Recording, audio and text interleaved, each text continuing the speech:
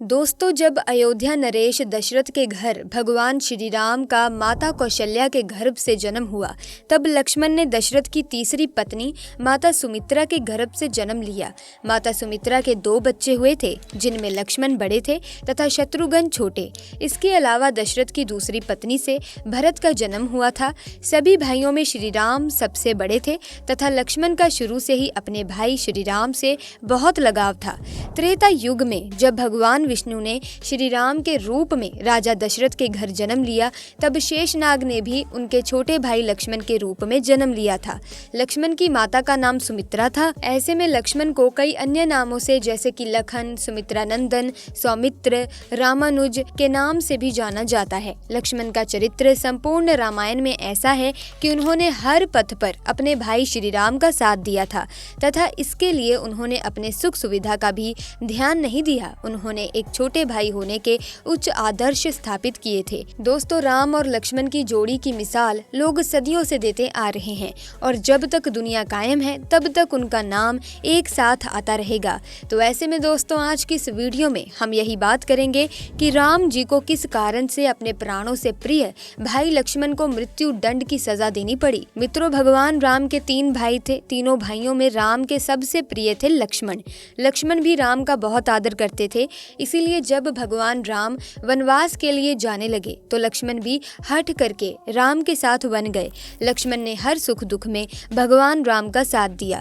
इसके बाद भी एक बार लक्ष्मण जी से एक छोटी सी गलती हो गई तो भगवान राम ने उन्हें मृत्यु दंड दे दिया। भगवान राम की आज्ञा का पालन करते हुए लक्ष्मण जी ने जल समाधि ले ली।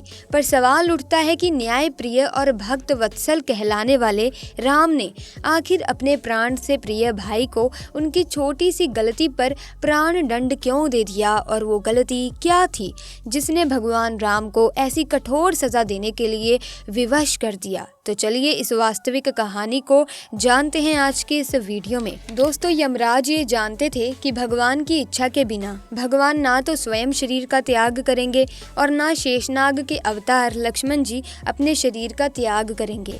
ऐसे में यमराज ने एक चाल चली। एक दिन यमराज किसी विषय पर बात करने भगवान राम के पास आ पहुंचे। भगवान राम यमराज को अपने कक्ष में ले गए।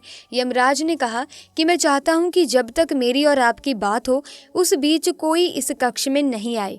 यमराज ने अपनी बात को आगे बढ़ाते हुए कहा कि अगर कोई बीच में आ जाता है तो आप उसे मृत्यु दंड देंगे। ऐसा आपको वचन देना होगा। भगवान राम ने यमराज की बात मान ली और ये सोचकर कि लक्ष्मण उनके सबसे आज्ञाकारी हैं, इसीलिए उन्होंने लक्ष्मण जी को पहरे पर बैठा दिया। यमराज और राम जी की बात जब चल रही थी उसी समय दुर्वासा ऋषि अयोध्या पहुंच गए और राम जी से तुरंत मिलने की इच्छा जताई। लक्ष्मण जी ने कहा कि भगवान राम अभी यमराज के साथ विशेष चर्चा कर रहे हैं। भगवान की आज्ञा है कि जब तक उनकी बात समाप्त ना हो जाए कोई उनके कक्ष में नहीं आएगा। इसीलिए आपसे अनुरोध है कि आप कुछ समय प्रतीक्षा करें। ऋषि दुर्वासा लक्ष्मण जी की बातों से क्रोधित हो गए और कहा कि अभी जाकर राम से कहो कि मैं उनसे मिलना चाहता हूँ, अन्यथा मैं पूरी अयोध्या को नष्ट होने का श्राप दे दूंगा। लक्ष्मण जी ने सोचा कि उनके प्राणों से अधिक महत्व उनके राज्य और उसकी जनता का है। इसीलिए अपने प्राणों का मोह छोड़कर लक्ष्मण जी भगवान राम के कक्ष में चले गए। भगवान राम लक्ष्मण को सामने देखकर हैरान और परेशान हो गए। भगवान राम ने लक्ष्मण से पूछा कि ये जानते हुए भी इस समय कक्ष में प्रवेश करने वाले को मृत्यु दंड दिया जाएगा, तुम मेरे कक्ष में क्यों चले आए? लक्ष्मण जी ने कहा कि दुर्वासा ऋषि आपसे अभी मिलना चाहते हैं। उनके हठ करने के कारण मुझे अभी कक्ष में आना पड़ा। राम जी यमराज से अपनी बात पूरी करके जल्दी से ऋषि दुर्वासा से मिलने पहुंचे। यमराज अपनी चाल में सफल हो चुके थे। राम जी से यमराज ने कहा कि आप अपने वचन के अनुसार लक्ष्मण को मृत्यु दंड दीजिए। भगवान राम अपने वचन से मजबूर थे। राम जी सोच में थे कि अपने प्राणों से भी प्रिय भाई को कैसे मृत्यु दंड दिया जाए। राम जी ने अपने गुरु वशिष्ठ जी से इस विषय में बात की तो गुरु ने बताया कि अपनों का त्याग मृत्यु दंड के समान ही होता है। इसीलिए आप लक्ष्मण को अपने से दूर कर दीजिए, ये उनके लिए मृत्यु दंड के बराबर ही सजा होगी। जब राम जी ने लक्ष्मण को अपने से दूर जाने के लिए कहा तो लक्ष्मण जी ने कहा कि आपसे दूर जाकर तो मैं यूं ही मर जाऊंगा, इसीलिए अब मेरे लिए उचित है कि मैं आपके वचन की लाज रखूं। लक्ष्मण जी भगवान राम को प्रणाम करके राजमहल से चल पड़े और सरयू नदी में जाकर जल समाधि ले ली। इस तरह राम और लक्ष्मण दोनों ने अपने अपने वचनों और कर्तव्य का पालन किया। इसीलिए कहते हैं, रघुकुल रीत सदा चली आई, प्राण जाए पर वचन न जाए। इसी के साथ दोस्तों, सनातन धर्म के ग्रंथों में बताया गया है कि बुरे कर्मों का फल हमेशा बुरा ही मिलता है, चाहे वो इंसान हो या फिर ईश्वर। दोस्तों, इसका एक उदाहरण माता सीता का है, जिसका जिक्र रामायण में किया गया था। दोस्तों, दरअसल रामायण कई भाषाओं में लिखी गई है। अलग अलग रामायण में कई तरह की दंत कथाएं मिलती हैं, जिनसे लोग परिचित नहीं हैं। इस कथा के अनुसार ये बताया गया है कि आखिर क्यों सीता माता और राजा राम को अलग होने का श्राप तभी मिल गया था जब वो एक दूसरे के गठबंधन में भी नहीं बंधे थे। इस कथा के अनुसार माता सीता को एक तोते का श्राप मिला था, जिसकी वजह से उनको भगवान राम से अलग होना पड़ गया था। कथा के अनुसार माता सीता बाल्यावस्था में अपनी सहेलियों के साथ बगीचे में खेल रही थी। वहीं बगीचे में एक तोते का जोड़ा पेड़ पर बैठा था। तोते का जोड़ा भगवान राम और माता सीता के बारे में बातें कह रहा था। उनकी बातों को सुनकर माता का ध्यान उन पर गया। मादा तोता बोल रही थी कि अयोध्या के राजकुमार राम काफी प्रतापी राजा होंगे, उनसे माता सीता का विवाह होगा। तोते के मुख से भावी पति का नाम सुनकर माता सीता तो अचंभित हो गई। उन्हें अपने बारे में और जानने की इच्छा जागृत हुई। इसीलिए उन्होंने अपनी सखियों से कहकर दोनों पक्षियों को पकड़ लिया और फिर उन दोनों को पुचकार कर पूछा कि भविष्य के बारे में इतना ज्ञान कहाँ से प्राप्त हुआ।